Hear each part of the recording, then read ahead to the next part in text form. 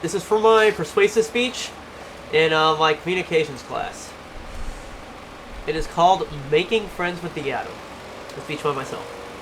The atom is a powerful thing. Unseen by the naked eye, it can empower entire cities or destroy them utterly and completely. Ever since Hiroshima and Nagasaki in 1945 and Chernobyl in 1986, people have feared the atom and have created a large stigma against it. However, with the entire world facing a potential climate crisis, it is time for us to go nuclear. Even more than before. Yes, we know that the atom is dangerous, if mishandled.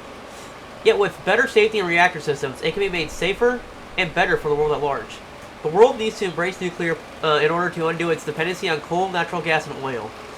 Nuclear energy is a must to combat climate change. It's safer than people think, and most importantly, it's clean. Let's start with climate. Ever since the Industrial Revolution, the world has grown in its dependency on natural gas, oil, and coal. Not only are these sources of energy finite, but they are harmful to the planet. A major two-year study by the Massachusetts Institute of Technology, published in September 2018, signified the increasing need for nuclear energy around the globe. Not only that, it outlined measures to achieve this too. This includes moves to reduce the overall cost of building nuclear power plants. They even further to state that without nuclear contribution, the cost of achieving decarbonization targets increases significantly. From MIT EI, September 2018. Furthermore, with high carbon constraints, the cost of generating electricity without nuclear is twice as high in the United States, $550 per kilowatt down to $4,100 per kilowatt with nuclear, and 4 times higher than People's Republic of China, which is $2,800 to $2,100, respectively.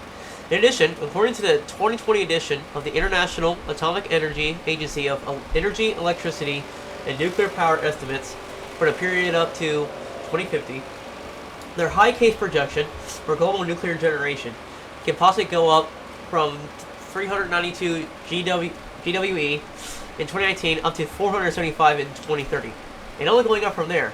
This, of course, assumes a continuation of the current market technology, as well as trends and resources, in addition to fewer changes to nuclear energy policies from the International Atomic Energy Agency.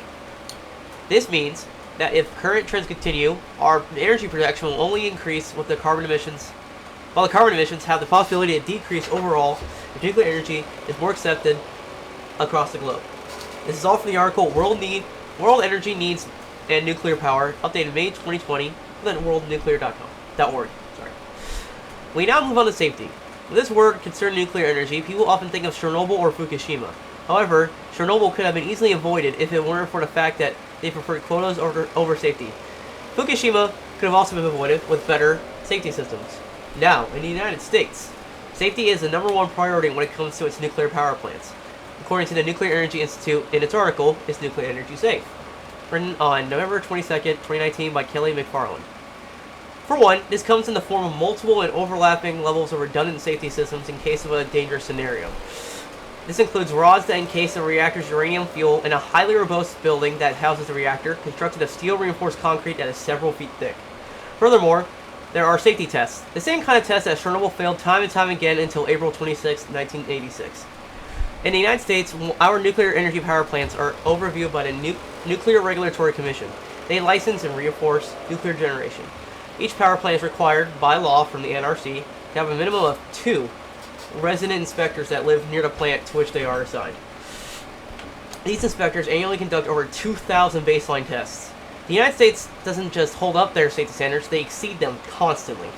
According to both the Institute of Nuclear Power Operations and the World Association of Nuclear Operators, the nuclear power plants of the United States consistently receive higher marks and their safety levels only continue to increase. Now that's a safety record you just don't find anywhere.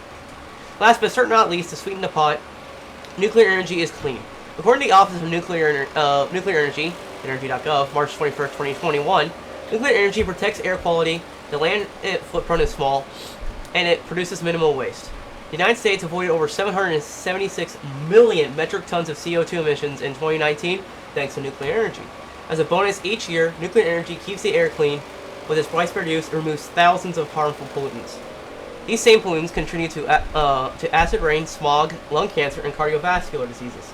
Think of how many more tons of these pollutants can be removed with additional nuclear power plants. Then you have the land footprint. With solar power plants, you need many square miles to acquire a large amount of energy from the sun. 75 times more space than the average nuclear plant, which needs little more than a single square mile for a 1,000 megawatt facility. Wind turbines are even more significant, needing 360 times more land area to produce the same amount of electricity. Of course, that is not to say that we fully need to remove solar and wind turbines. On the contrary, a combination of all three is a formula for a decarbonized power regeneration system. Finally, waste. When one thinks of nuclear waste, we see images of glowing green barrels and possible superpowers, and of course this is, none of these are true, but people also fear that nuclear waste lingers for a long amount of time. Fortunately, the truth is quite different. In fact, nuclear power produces minimal waste. Reactor fuel is quite dense because it's a million times greater than that of traditional sources, like oil, natural gas, and so on. To put this in perspective, all the fuel generated in 6 decades in the United States would fit into a single American football field with a depth of less than 10 meters.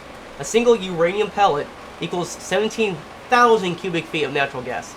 Now, what can be done with that waste? Although the United States does not do this, it's not currently doing this, the very same waste that can be processed and recycled. This is already happening in France. Advanced reactor designs can operate on this huge fuel too. This is the goal of the NICE Future Initiative, actually. Theoretically, nuclear fuel can be continuously recycled in these advanced reactors and still produce practically zero carbon emissions, which is why more faith should be put in nuclear, not to solar, wind, and other sources. The power of the atom has potential to save the human race and the planet itself. Yes, the same atom is potentially dangerous, but harnessed correctly, nuclear energy can power entire continents, even better than the energy sources to which we are accustomed to. To this end, nuclear energy needs to be more accepted instead of feared. Although potentially dangerous, the power of the atom can save our planet from disaster and climate change, and even empower us to different planets. The truth is, nuclear energy is clean, safe, and a great way to combat climate change because it keeps the air clean, requires a small land footprint, and produces minimal waste. American nuclear power plants, in fact, have constantly exceeded global safety expectations time and time again. With a significant power regeneration amount and a virtually zero carbon footprint, nuclear can be combined with solar and wind for a decarbonized energy grid across the planet. There has been too much stigma against nuclear power. Hopefully, with more facts presented about the atom, we can move toward a brighter future.